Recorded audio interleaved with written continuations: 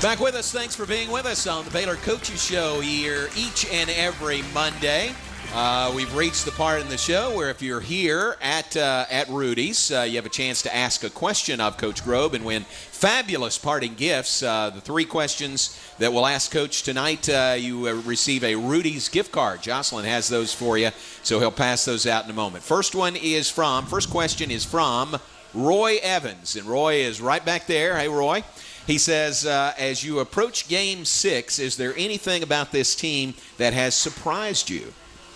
The thing, Roy, probably that surprised me the most is I've really been pleased with the way we're punting and kicking the football. I think that was a concern going in to this season. We felt like we were going to have good team speed to cover kicks, and the supporting cast would be really, really good. But whether we're going to be able to kick off well, punt the football well, kick field goals well, that seemed to be a question mark for us. And so far I've been really pleased. I think Drew is kicking off great and really doing a good job punting the football for us. We got to get him to direction it a little bit better than he has been.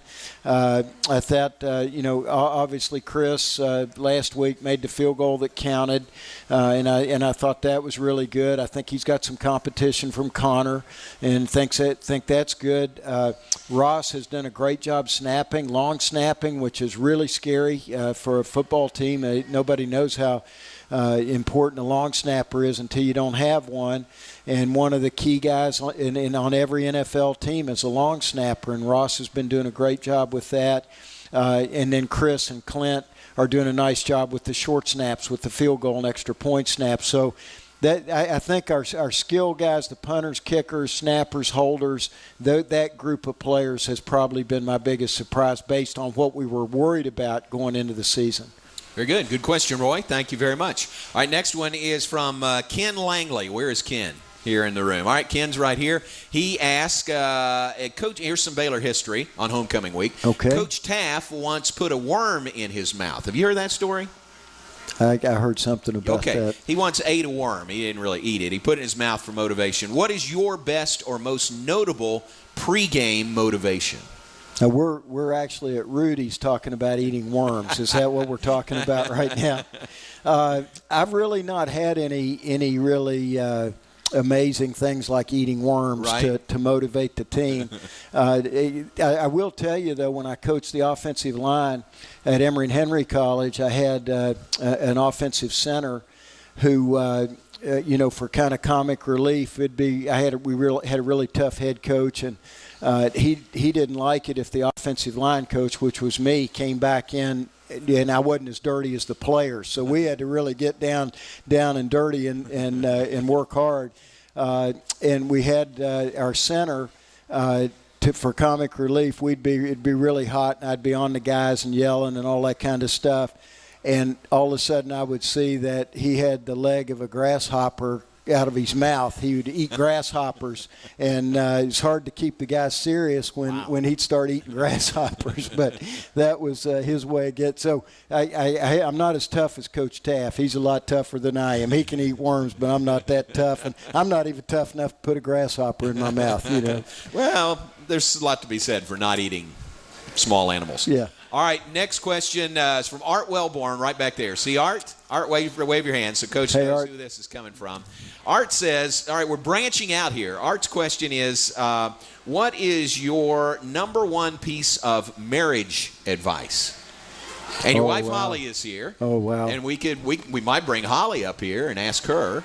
Well, my first bit of advice was let her have the checkbook. She's in charge. She takes care of all the finances. But I think you got to laugh. You got to have fun. Got to laugh. That's the thing we do all the time. We have fun together, and we laugh a lot. And in a marriage, I think you're going to have ups and downs, and raising kids and working and all the things that can make marriage challenging. But I think for us, the best thing we've got, we laugh a lot. That's and great. I think that's the deal. How long y'all been married? 46 years. Whoa, 46 years. That is great. Did I get that right? She's not looking. Yeah, she's not looking mean. So I think I got it right. All right, here's the rest of the story. Art, stand up back there.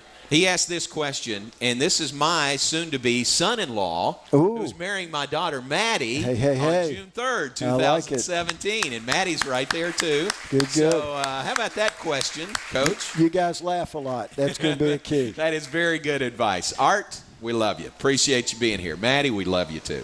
All right, there are the questions for Coach Grobe. We'll take a break and be back and look ahead and wrap things up. We'll look at the other events coming up in Baylor Athletics this week. Stay with us live from Rudy's. We'll return right after this. Back with us, brought to you in part by John McLaren Chevrolet, the official Chevrolet dealer for Baylor Athletics. John Morris, Coach Jim Grobe, appreciate everybody that is here this evening. And again, we'll be back each and every Monday over the course of the football season. Before we wrap things up, I want to mention some upcoming events this week in Baylor Athletics. It's a big week, really. Baylor Volleyball is on quite a roll. They've won 11 of their past 12 matches. They're in second place in the league standings behind only Texas. Texas is number 4 in the nation. They lead the league. And Texas comes into the Farrell Center on Wednesday night. Here we go. It is a big, it's really a match for first place in the Big 12 standings. Baylor versus Texas had a great crowd last year of about 1,800 for that match, and hopeful of that or more this week. So 7 o'clock Wednesday night, Baylor, Texas volleyball. Soccer finally has a home match, and they're playing really well. They've been on the road a bunch, but they host TCU 7 o'clock Friday night at Betty Lou Mays Field. Cross country's on the road at Wisconsin. And then Baylor football, of course, hosting the Kansas Jayhawks. That is Saturday, 2:30 at McLean Stadium for the Bears and the Jayhawks. All right, there's some of what's coming up this week in Baylor athletics and other sports. So with practice this past week, normally this segment we ask you about somebody that really stood out from the previous game. Maybe you and the coaches recognize that we might not have. Is there anybody like that from practice this past week that maybe caught your eye a little bit? Well, I think, it's fun just having KD back out there a little bit. I think we'll have him back out there full time tomorrow. But it was nice having him back on the field. And I'm just enjoying watching that offensive line work right now. We thought a lot of those guys play. You got to throw some love to those guys. They don't get a lot of accolades, but I thought they played really well. And I just like watching Randy work with those guys. And I know we talked about Pat's play, but I know he felt like Dom DeSouza, the other tackle, played really well in the Iowa State game. And, Blake Blackmore played good. We just had a lot of guys step up and play really, really good. So that's kind of my deal. I'm enjoying watching this offensive line work. That's good. Well, what about, I haven't asked you this in a while, Daniel Russell. He was ill for a while. Is he back? He's just getting to where he can work his way back in. Good. But I missed a day of school one time. My high school coach told me young guys don't get sick, so I wasn't allowed to get sick anymore. So I'm going to tell Daniel that you're not allowed to get sick anymore. Yeah, well, glad he's back. That's Seth's brother, Daniel Russell, who's an offensive lineman here as well. So those guys from practice this week, now back at it full speed. And you got to think that where Baylor is, and by the way, up to number 8 in the coaches poll this week and number 11 in the Associated Press poll, one of 11 undefeated teams in the nation. There's only 11, and Baylor and West Virginia from the Big 12 are 2 of those 11. So you're in pretty high cotton now, pushing the top 10 and undefeated, and where else would you want to be after 5 games? Absolutely. We're right where we want to be.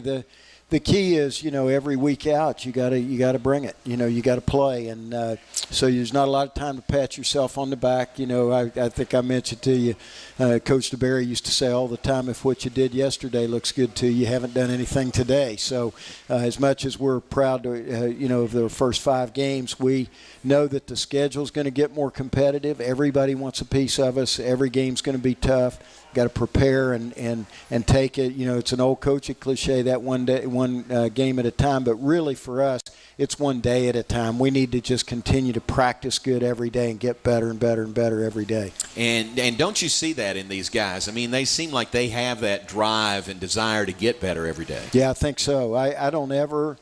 I mean, we haven't had one practice. I think, we maybe had a Tuesday practice that Coach Bennett after Oklahoma State. I think that Tuesday, Coach Bennett was a little bit disturbed. He didn't think we came out with kind of the start to practice that we needed to. Felt like we finished practice pretty good, but basically we haven't had a practice that I would look at and not think was a quality practice. And that's a tribute not only to the players but to the coaches, that we can get good, consistent effort out of our guys day in and day out. Good.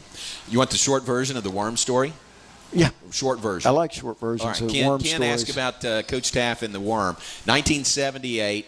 Just kind of played a tough schedule, kind of struggling along. Last game of the year, we're playing Texas in Waco. And, nothing gets the juices flowing like playing Texas. Coach Taft pulled out all the stops, and he tells a story to the team in the locker room before the game about the old fisherman up in Alaska.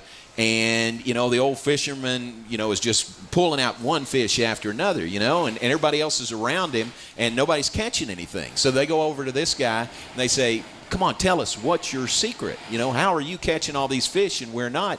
And the fisherman says, they say, what? Come on now, tell us. He says, and they say, come on, man, come on, there's enough fish to go around. So he takes the impediment out of his mouth and he says, you've got to keep the worms warm. Meaning, whatever it takes, do whatever it takes to get the job done. So Coach Taft tells that story. We got a quarterback named Mickey Elam, who shouldn't be a quarterback, go out and beat Texas that day. Wow. And they just ran through. They didn't need the doors. They ran through the walls, basically, to get out there. Wow. That's that awesome. One is that's a great story. That's it's got Coach Taft all over. I'm going to tell you, if he hadn't won, he'd have gone home and said, Donnell, I can't believe I put that worm in my mouth. But when you win, it's worth it. When you win, it's worth it. So Coach Taft, everybody asks after that. Team runs out of the locker room. Did you really eat the worm? And he says, well, what do you think? He doesn't really answer. But after everybody leaves, he doesn't necessarily have to finish off the worm buffet. Yeah. So, well, that's a good thing. But it worked. It served its purpose. It's amazing when the kids know what you mean. And remember, I think I might even told the crowd here tonight, Coach DeBerry, we're back at Notre Dame, getting ready to play Notre Dame, and the last thing he said before we take the field is, "Men, there ain't no doubt in my mind we can't beat these guys." And they go roaring out of the locker room, and all the coaches are saying, "Did he just say we can't beat these guys?" And we beat them that day 21-7. So if the kids know what you mean, they can get fired up. Yeah. That's great. All right, we're going to wrap things up. Looking forward to Saturday. Folks, there are a lot of activities going on. Enjoy the homecoming festivities, and know that Coach Grobe and the coaching staff and the players are focused on only one thing on homecoming, and that's beating the Kansas Jayhawks. And, Coach, hope you do it. Hope you're bowl eligible next time we talk at 6-0. Got to play good. Yeah, and I think we will. All right, Coach, thanks play very hard. much. All right, Coach Jim Grobe, folks, appreciate him being here tonight. And again, it's Baylor and Kansas coming up, 2:30 kickoff on Saturday. Strike McLean. Remember that. Check the website at BaylorBears.com, and that'll give you the your section, whether it's green or gold, and we'll strike McLean, and it'll be nationally televised on Fox Sports 1 for the Bears and the Jayhawks coming up.